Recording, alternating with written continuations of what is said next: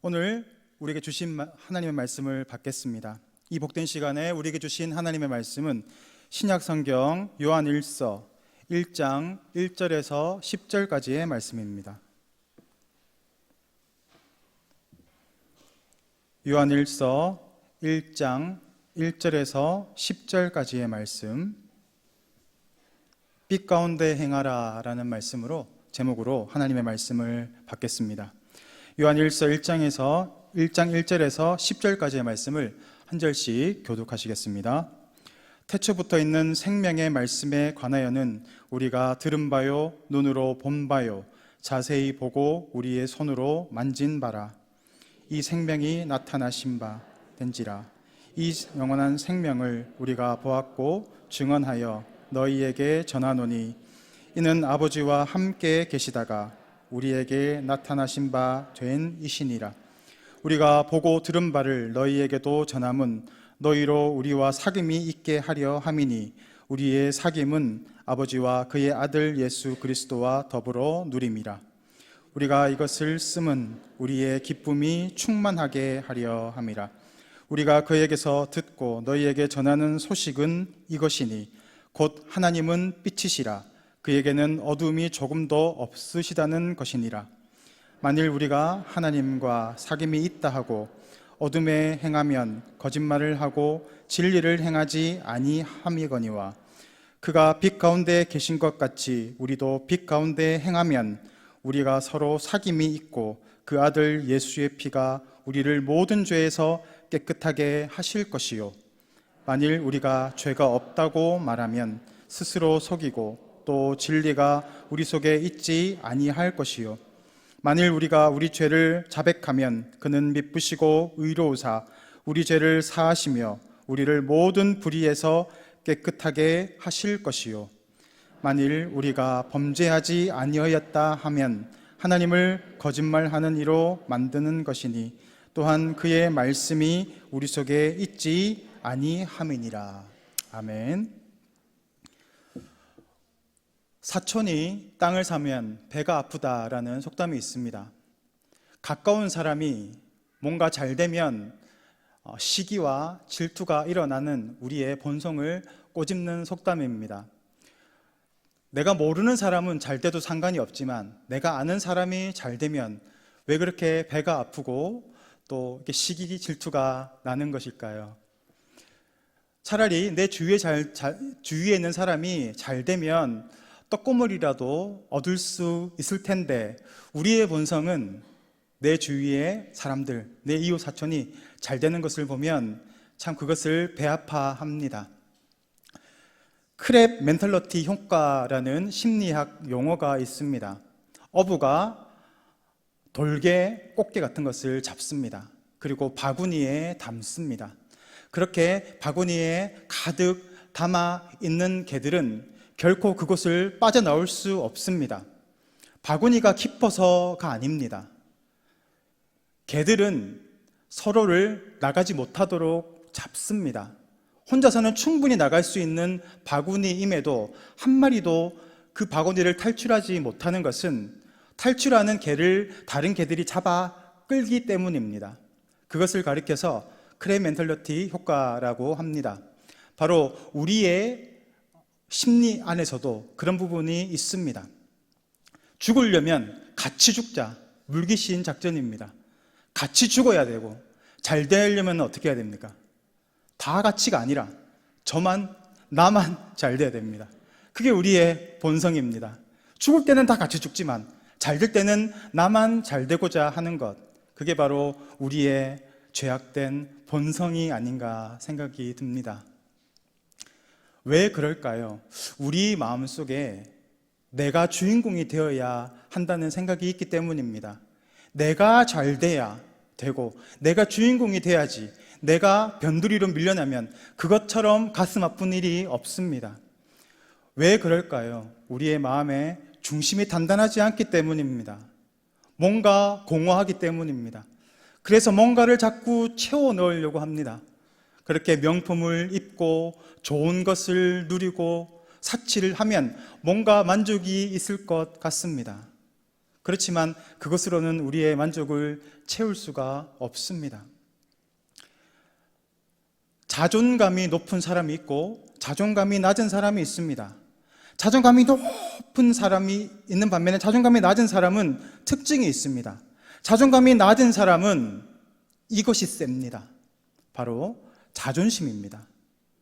내 자존감이 낮으면 자존심이 올라갑니다. 그래서 별것도 아닌데 자신의 자존심을 세웁니다. 그런 의도가 아니었는데 자존감이 낮은 사람은 자존심을 부리기 시작합니다. 칭찬을 합니다. 그런데도 자존감이 낮은 사람은 자신을 비난했다고 생각합니다. 왜냐하면 자기가 자신을 보는 눈이 낮기 때문입니다. 나는 그런 칭찬을 받을 만한 존재가 아니다라는 겁니다. 그러니까 자존심을 자꾸 부립니다. 반면에 자존감이 높은 사람이 있습니다. 이 사람은 뭐가 강할까요? 자부심, 자신감이 높아집니다. 자존감이 높기 때문에 할 수 있다는 겁니다. 주위 사람들이 말립니다. 그것 할 수 없다고 말리지만 이 자존감이 높은 사람은 아니야, 나는 할 수 있다라고 말합니다. 많은 사람들이 그 자존감이 높은 사람에게 왜 그렇게 하냐고, 그렇게 하면 실패한다고 이야기를 하지만 그것이 그 사람에게는 아무런 영향을 끼치지 못합니다. 왜냐하면 나는 그렇게 할 수 있는 것으로 믿고 있기 때문입니다.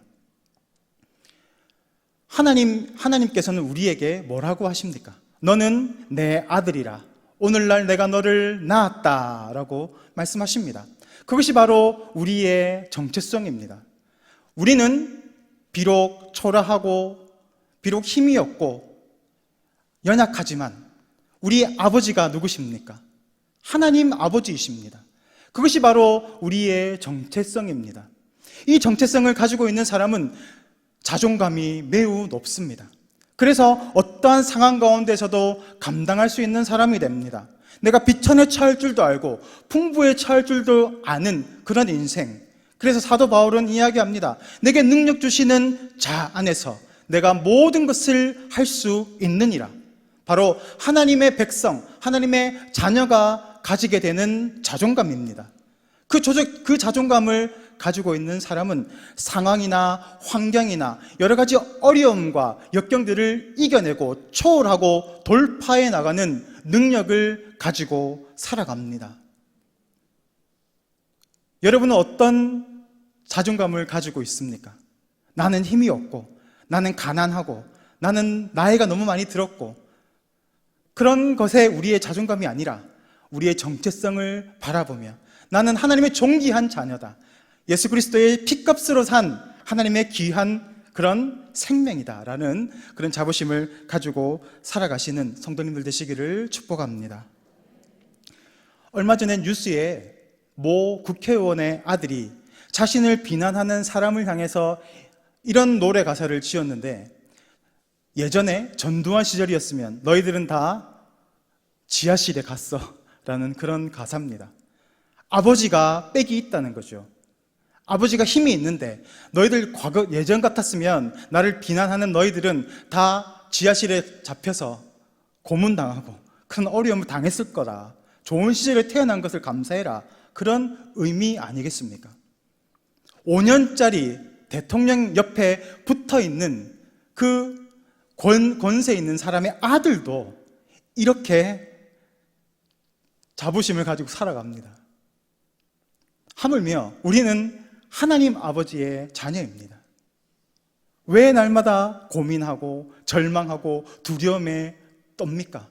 하나님 우리와 함께 하신다고 약속하셨는데 우리는 날마다 상황과 환경에 넘어지고 주저하지는 않습니까? 복음이 무엇입니까?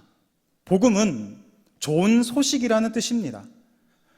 죄악 가운데 죽을 수밖에 없었던 우리들이 예수님을 통하여서 구원을 받게 되었고 새 생명을 얻게 되었고 이제는 하나님의 자녀가 되고 하나님의 나라의 백성이 되었다라는 좋은 소식이 바로 복음입니다. 우리는 그 복음의 소식을 듣고 하나님의 자녀가 된 사람입니다. 과거 코로나 시기에 가정당 100만 원 준다는 그런 일들이 있었습니다. 좋은 소식입니다. 많은 사람들이 그 소식을 듣고 기뻐했습니다. 그런데 그 100만 원을 받으려면 어떻게 해야 됩니까? 신청을 해야 됩니다. 신청을 한 사람은 돈을 받습니다. 그런데 신청하지 못한 사람은 돈을 받지 못합니다. 마찬가지로 복음의 소식을 들었습니다. 우리는 죄에서 자유함을 얻었습니다. 하나님의 백성이 되었습니다. 하나님의 존귀한 자녀가 되었습니다. 천국 백성이 되었습니다.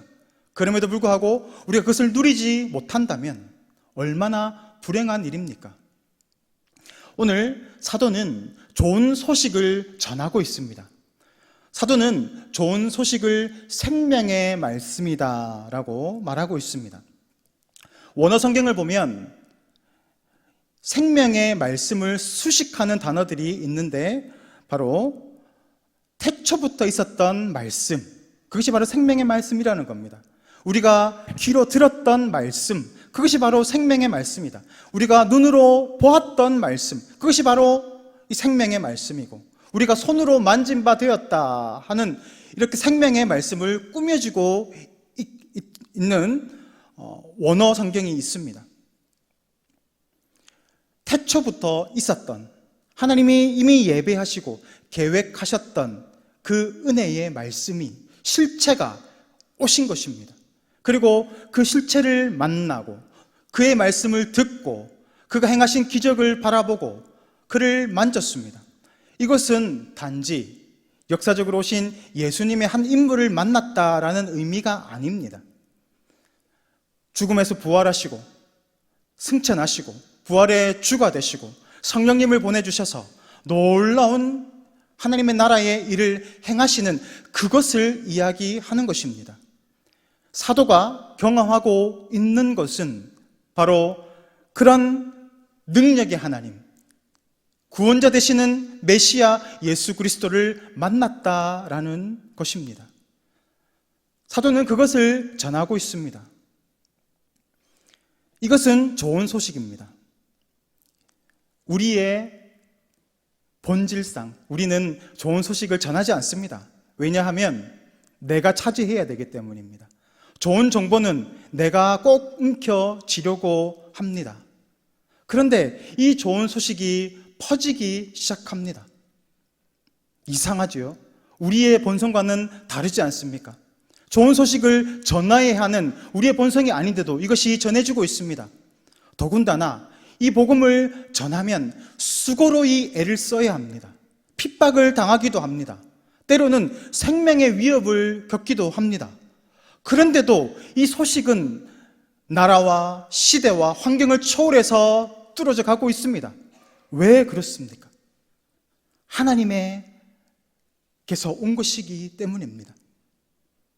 이단은 이 소식을 꼭꼭 감춥니다. 자신들만 누리려고 합니다. 그리고 하나씩 끌어들입니다. 정체를 공개하지 않습니다. 진리를 자기들끼리 누리려고 합니다. 그것이 바로 저기 간장 만드는 공장, 약물 만드는 신앙촌에 있는 사람들 아닙니까? 자기들끼리만 이 은혜가 좋사오니 우리가 여기에서 같이 공동체를 이루어 갑시다. 자기들만 누리려고 하는 것입니다. 그런데 이 복음이 흘러서 예루살렘에서 온 유대로, 사마리아로, 열방에 이르기까지, 그리고 그것이 흘러 온 유럽을 장악하고 아메리카를 장악하고 그것이 흘러서 아시아에 들어와 오늘날 우리에게까지 임한 것입니다. 어떻게 이것이 흘러올 수 있습니까? 복음은 생명의 말씀이기 때문입니다. 생명의 말씀은 살아있는 말씀입니다. 씨앗을 보십시오. 아무것도 아닌 것 같습니다. 움직이지도 않고 너무 초라합니다. 그렇지만 그 씨앗을 땅에 심으면 자라나기 시작합니다. 얼어있는 땅을 뚫고 나옵니다. 놀라운 생명력을 발휘합니다. 그래서 자라나고 열매를 맺습니다. 농부에게 기쁨을 주는 것입니다. 수많은 세력들이 복음을 막으려고 하는 시도들이 많이 있었습니다. 교회사를 보면 엄청난 박해와 핍박들이 있었습니다. 그럼에도 불구하고 이 복음의 씨앗은 자라나기 시작합니다. 열매를 맺기 시작합니다. 퍼져나가기 시작합니다. 그 복음을 통해서 우리는 큰 기쁨을 누리게 되는 것입니다. 오늘 4절 말씀을 보면 이렇게 기록되어 있습니다. 우리가 이것을 쓰면 우리의 기쁨이 충만하게 하려 함이다 라고 말입니다. 바로 말씀을 전하는 자, 또 듣는 자가 공히 느끼는 감정입니다. 복음을 전하는 자에게도, 복음을 듣는 자에게도 동일하게 임하는 감정이 무엇입니까? 바로 기쁨입니다. 이 기쁨의 원천이 어디일까요? 어디에서부터 흘러나오는 것일까요? 인간의 지혜와 그 사람의 매력이 아닙니다. 바로 하나님의 임재 안에 나타나는 기쁨입니다. 그 기쁨 때문에 복음이 흘러가기 시작합니다. 복음이 전해지기 시작하는 것입니다. 기쁨의 원천은 바로 하나님의 임재 가운데 일어납니다. 사도행전 13장 52절 말씀을 보면 제자들은 기쁨과 성령이 충만하였다라고 기록되어 있습니다. 복음을 안디옥에 전하는 사건입니다. 그곳에서 하나님의 복음을 전할 때 많은 사람들이 복음을 듣고 하나님의 백성이 되었습니다. 동시에 핍박과 환난과 어려움이 있었습니다. 그러함에도 이 제자들, 복음을 전하는 사람들뿐만이 아니라 복음을 들었던 이 제자들에게 느꼈던 감정이 무엇입니까? 그들은 공히 같은 감정, 바로 기쁨을 느꼈습니다. 기쁨의 원천이 어디라고 하고 있습니까? 성령의 충만함이라고 말하고 있습니다. 기쁨은 하나님의 임재 가운데서 나타납니다. 그렇다면 하나님의 임재는 누구에게 나타날까요? 하나님의 말씀을 쫓아 순종하는 사람에게 나타납니다. 우리는 이 공식을 알아야 합니다. 하나님의 주시는 기쁨의 원천은 어디입니까? 하나님의 임재입니다. 하나님의 임재는 어떻게 일어납니까? 하나님의 말씀대로 순종하고 살아가는 사람들에게 일어나는 것입니다. 그러므로 하나님의 말씀에 순종하고 사는 사람들은 기쁨 가운데 살아갈 수 있는 것입니다. 그곳에 바로 하나님의 임재가 있기 때문입니다. 뭔가 하나가 빠져 있다면 그것은 하나님의 진정한 임재가 아닙니다. 하나님에게서 온 것이 아닐 수 있습니다. 그러므로 우리의 모습을 날마다 돌아보며 내가 하나님의 말씀 안에 거하고 있는지, 순종하고 있는지를 돌아봅시다. 그러면 내게는 어떤 상황과 환경의 어려움을 초월하는 놀라운 하늘의 기쁨을 체험하게 될 것입니다. 왜냐하면 하나님이 함께 하시기 때문입니다. 복음을 전하는 사람은 바로 이러한 경험이 있어야 합니다. 내가 실제적으로 그것을 경험해야 합니다. 오늘 사도는 자신들이 겪었던 것을 전한다라고 말합니다. 내가 눈으로 보았고, 내가 귀로 들었고, 내가 손으로 만진 바 되었던 그 신앙적인 체험들, 은혜의 체험들을 겪었기 때문에 내가 이 기쁨의 소식을 당신들에게 전할 수 있습니다 라고 이야기하는 것입니다. 이 복음에 전하는 가장 확실한 능력은 체험적 신앙에 있습니다. 복음을 듣기만 하고 체험하지 못한다면 그것은 우리의 확신으로 나타나기가 힘이 듭니다. 나에게 확신이 들지 않는다면 그 복음은 힘이 없습니다. 내가 체험해야 합니다. 하나님의 은혜 가운데 들어가야 합니다. 그럴 때 우리는 복음의 증인이 될 수 있습니다. 그렇게 하나님의 은혜를 경험했던 사람들을 바로 교회라고 합니다. 오늘 사도는 우리와 당신들, 그러니까 복음을 전하는 자와 복음을 듣는 자 모두가 함께 사귐이 있는다라고 말하죠. 코이노니아입니다. 바로 이 사귐은 그리스도 안에서, 하나님의 임재 안에서 공히 누리는 기쁨을 같이 누립니다. 교회가 그렇습니다. 그냥 와서 자리를 차지하는 것이 아니라 하나님의 임재를 경험한 사람들, 어떻게 해요? 하나님의 말씀에 순종함으로 나아갔던 사람들이 누리는 것, 바로 그 기쁨을 공유하는 것이 바로 교회 공동체입니다. 그 모습을 바라보면서 서로 도전을 받습니다. 그렇지, 나도 저렇게 살아야지, 나도 순종하고 나아가야지, 그래야 나도 저런 하나님의 역사심을 바라볼 텐데 라는 도전을 주기도 합니다. 그게 바로 교회 공동체, 바로 교제입니다. 오늘 우리 동부교회가 이러한 하나님의 은혜가 가득 넘치는 그런 말씀의 공동체, 회복 공동체가 되기를 주님의 이름으로 축복합니다. 오늘 사도가 전하고 있는 복음의 내용은 무엇일까요? 오늘 사도는 크게 두 가지를 이야기하고 있는데, 바로 하나님은 빛이시다라는 것과 하나님은 사랑이시다라는 두 가지 내용을 이야기하고 있습니다. 오늘은 하나님은 빛이시다라는 부분에 대해서 이야기를 나누고자 합니다. 이 당시에 사도가 섬기고 있던 교회에 큰 어려움이 있었음을 알게 됩니다. 정확하게 묘사된 것은 없지만 2장 중반부를 보면 이 교회에 적 그리스도가 나타났던 것을 알게 됩니다. 그리고 2장 19절을 보면 그들의 공동체에서 떠나갔다라고 이야기를 합니다. 아마 이 요한이 섬겼던 에베소 교회에도 큰 어려움이 있었을 것으로 보입니다. 이단의 공격이 있었던 겁니다. 당시에는 헬라 문화가 발전해 있었습니다. 헬라 문화는 우리가 잘 알다시피 서양과 동양의 문화가 합해진 헬레니즘의 문화입니다. 이때 그리스의 철학과 또 동방, 이방의 이교도의 문화가 섞이기 시작합니다. 더 나아가서 인도의 신비주의도 같이 섞여 들어가기 시작합니다. 그렇게 합쳐진 혼합주의 문화가 생기면서 바로 영지주의라는 이단이 탄생했습니다. 이 교회에 영지주의 이단이 들어왔던 것으로 보입니다. 요한이 오늘 서신을 쓰고 있는 이유가 바로 이것이었습니다. 이단의 공격으로 인해서 에베소 교회가 큰 어려움을 당하고 있는 이때에 사도는 이 편지를 통해서 진리를 붙잡아야 한다라는 것을 이야기하고 있는 것입니다. 하나님은 빛이시다. 빛은 바로 진리를 가리킵니다.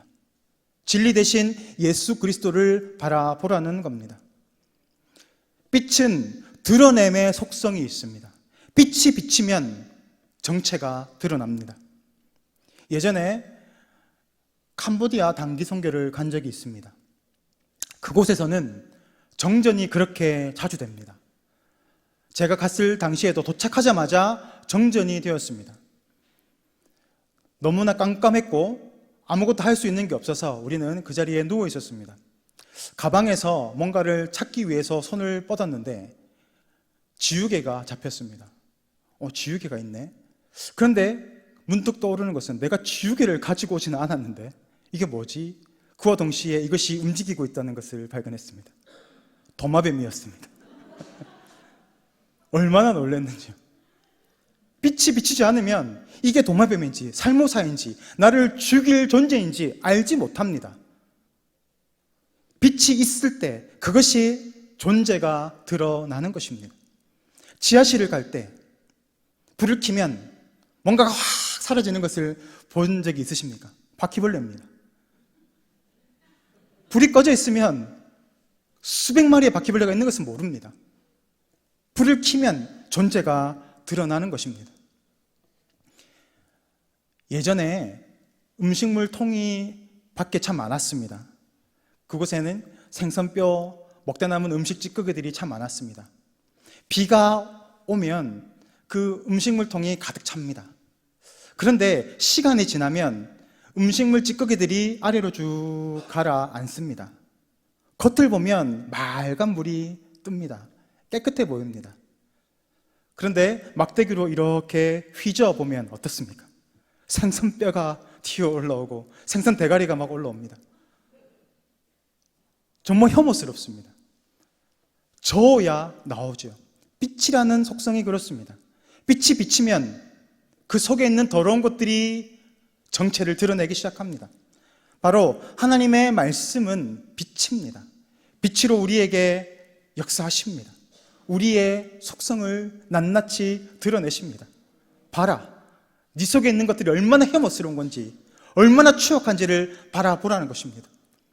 저는 예전에 바리새인이나 서기관들 기사를 읽으면 이런 나쁜 놈들이 있나, 어떻게 이렇게 예수님을 핍박하고 예수님을 공격하고 예수님을 십자가에 못 박았는가, 그들을 미워했습니다.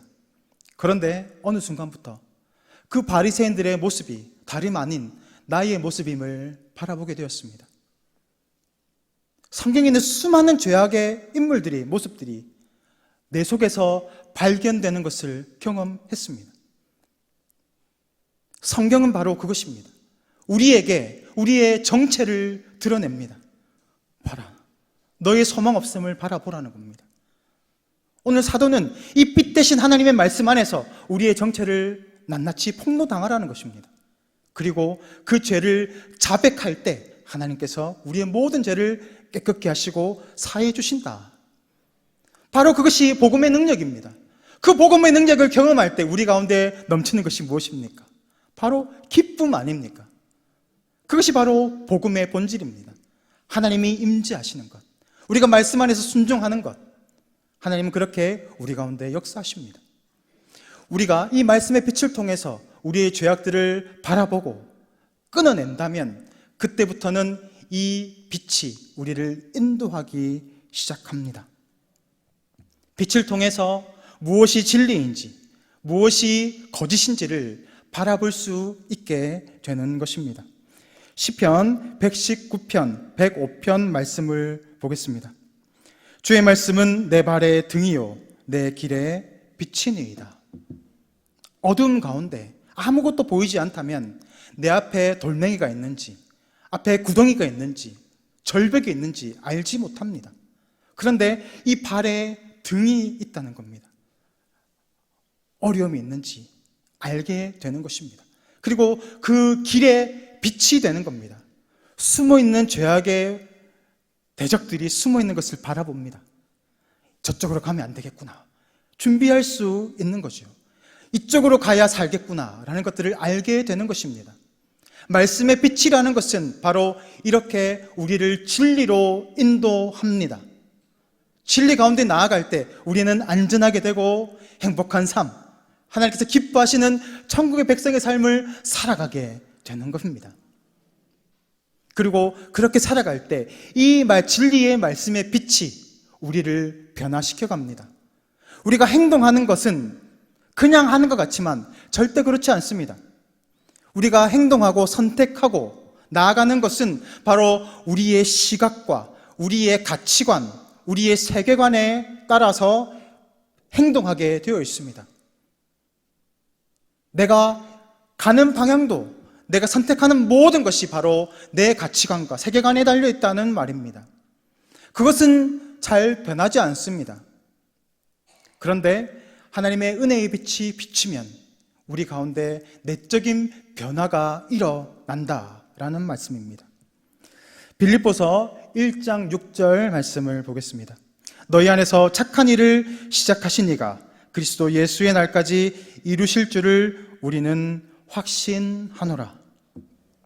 우리 가운데 말씀의 빛 대신 예수님께서 우리 가운데 착한 일을 시작하십니다. 구원을 이루어 가십니다. 그리고 예수님을 닮아가는 그 장성한 분량에 이르기까지 우리를 인도해 가신다라는 겁니다. 우리는 아직 완전한 존재가 아닙니다. 구원은 받았지만 아직까지 완전한 존재가 아닙니다. 그러므로 우리는 날마다 두렵고 떨림 가운데 우리의 구원을 이루어 가야 합니다. 그것이 어떻게 가능합니까? 우리 속에 계신 빛으로 오신 말씀으로 임하시는 예수님을 통하여서 그렇게 성화의 단계를 밟아가게 된다라는 것입니다. 오늘 빛 가운데 행하라라는 것은 바로 우리가 하나님의 말씀 안에 온전히 거하라라는 뜻입니다. 우리가 하나님의 말씀 가운데 거하고 하나님의 말씀에 순종하고 그 말씀대로 우리가 살아갈 때에 우리는 삐단에서 살아가게 됩니다. 우리의 죄악을 발견하게 되고 우리의 길들이, 우리의 선택들이 보여지게 되고 무엇이 진리인지 바라볼 수 있게 되고 그 진리를 향해서 나아갈 수 있는 내적인 힘을 얻게 되는 것입니다. 그것이 바로 복음의 진수입니다. 우리는 구원을 받았습니다. 그렇지만 여전히 그 구원을 향해서 나아가야 합니다. 이단에서 거할 때, 하나님의 말씀 안에 거할 때 하나님 우리와 임재하시고 그러면 우리에게 기쁨이 넘치는 삶을 살아가게 되는 것입니다. 오늘 우리가 이 말씀을 믿음으로 붙잡고 나아가기를 원합니다. 우리의 생각과 우리의 고집들, 우리의 지혜를 다 내려놓고 겸손하게 하나님의 말씀을 붙잡고 믿음으로 순종함으로 나아갈 때 하나님 우리의 삶을 역사하시고 인도하여 가실 줄 믿습니다. 이 시간 다 같이 기도하겠습니다. 사랑과 은혜가 풍성하신 주님, 오늘도 이 말씀을 통하여서 우리가 붙잡고 나아가야 할 존재가 누구인지를 명확히 바라볼 수 있게 하심을 감사를 드립니다. 내 지혜와 내 생각을 다 내려놓게 하여 주시고 오늘도 하나님의 그 말씀 가운데 우리의 심령 가운데 임하시는 빛으로 우리를 바라보게 하시고 우리의 소망 없음을 발견하게 하여 주시고 겸손히 날마다 주님 앞에 엎드리는 하나님의 신실한 종으로 살아갈 수 있도록 은혜 위에 은혜를 더하여 주옵소서. 예수 그리스도 이름으로 기도드립니다.